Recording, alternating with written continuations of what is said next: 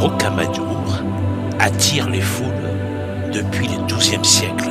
Les pèlerins venus du monde entier marchent vers la Vierge Noire, Notre-Dame de Rocamadour. Marie les attend. Notre-Dame accueille ses enfants sous le rocher. Sa tendresse rayonne dans le monde entier. Dans la pénombre, on découvre la modeste silhouette d'une vierge. C'est la statue de la Vierge à l'Enfant de Rocamadour, dans le Lot. L'origine des Vierges Noires suscite de multiples théories et interprétations au fil des siècles. De nombreux mythes leur sont attachés.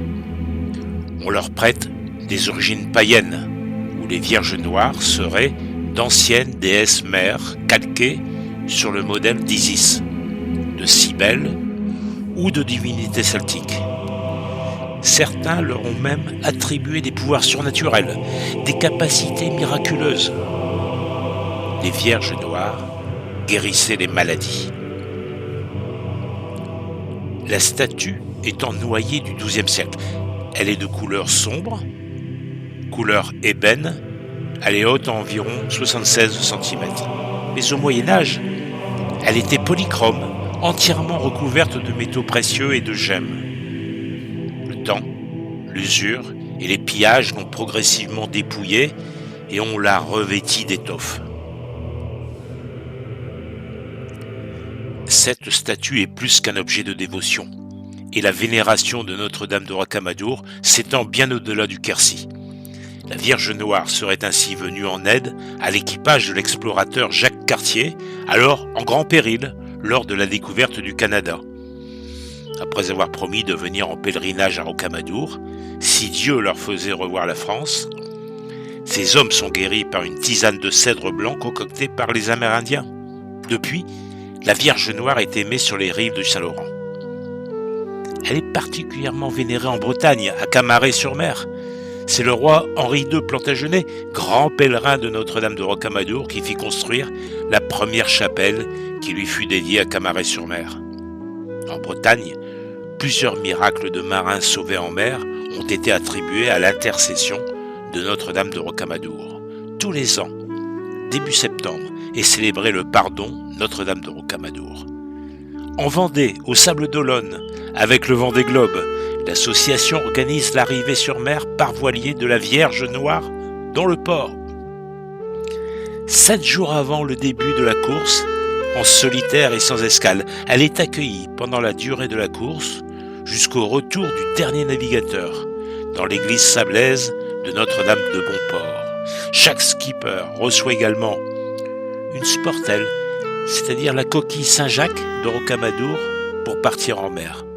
À Paris, une chapelle lui est dédiée au cœur de la capitale, la chapelle Notre-Dame de Rocamadour à Paris, paroisse quercinoise de Paris, aux 50 rue du Théâtre, 75 015 Paris.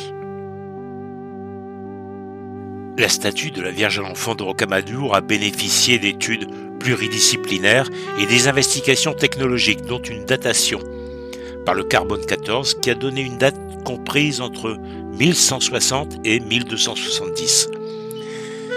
Il a été mis en évidence depuis la transformation de l'œuvre initialement en bois polychromé en une sculpture partiellement recouverte de plaques métalliques avec des motifs caractéristiques de l'orfèvrerie du début du XIIIe siècle, avant une mise en teinte noire assez tardive au XVIe ou début du XVIIe siècle. On ne sait toujours pas pourquoi elle a été noircie après avoir été polychrome. On pouvait lire sur l'ancien retable auquel elle était intégrée avant l'actuelle installation, qui ne date que de la fin du XIXe siècle, un verset du livre biblique du Cantique des Cantiques. Nigra sum sed formosa. Je suis noire, mais belle. Alors on peut interpréter noir de toutes les souffrances du monde, qu'elle porte en elle comme une vraie mère, et belle de son espérance, née au pied de la croix de son fils, qu'elle veut faire connaître à tous ses enfants. Différentes pistes ont été écartées: vieillissement naturel du bois, enduit protecteur, transfert de l'oxydation des revêtements métalliques, suie de combustion de cierges ou de lampes à huile. Le mystère persiste, nourrissant les légendes et les hypothèses. Au XXe siècle, les litanies de la Vierge Noire du compositeur Francis Poulenc ont contribué à la faire connaître au monde entier. Le pèlerinage de Rocamadour prend un essor considérable à partir de 1166, lors de la découverte du corps intact de saint Amadour. La rédaction vers 1172 d'un livre des miracles contribue à la renommée du lieu, et par la vénération d'une image de Notre-Dame, attirant les foules, mais aussi les rois Henri II Plantagenet en 1152 et 1170 et Saint-Louis en 1244. L'ermite Saint-Amadour, dont les reliques peuvent être vénérées dans la basilique Saint-Sauveur, a été l'instigateur de ce pèlerinage millénaire. La piété populaire lui a donné le nom d'Amator, qui veut dire amoureux ou ami, de Dieu et de Marie, très typique de la littérature courtoise de l'époque. Mais avant de pouvoir accéder à la précieuse Vierge Noire, armez-vous de patience.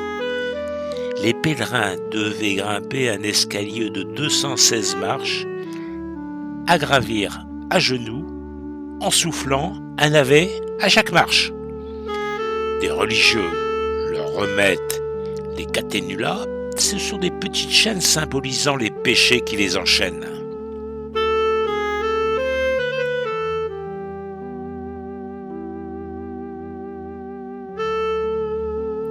Le sanctuaire Notre-Dame de Rocamadour n'est pas simplement un lieu que l'on visite, mais c'est un lieu où l'on est visité par la Vierge Marie. Elle y transforme des vies, les remplit de l'amour de Dieu, accomplit des miracles, exauce les prières et donne l'espérance ferme comme le rocher. Chaque pèlerin et chaque touriste est le bienvenu auprès de Notre-Dame. De nombreuses activités sont proposées toute l'année à l'occasion des grandes fêtes liturgiques comme l'Avent, Noël, Carême, Pâques, Pentecôte, les journées mariales, les journées des mamans, etc. Bienvenue à Notre-Dame de Rocamadour.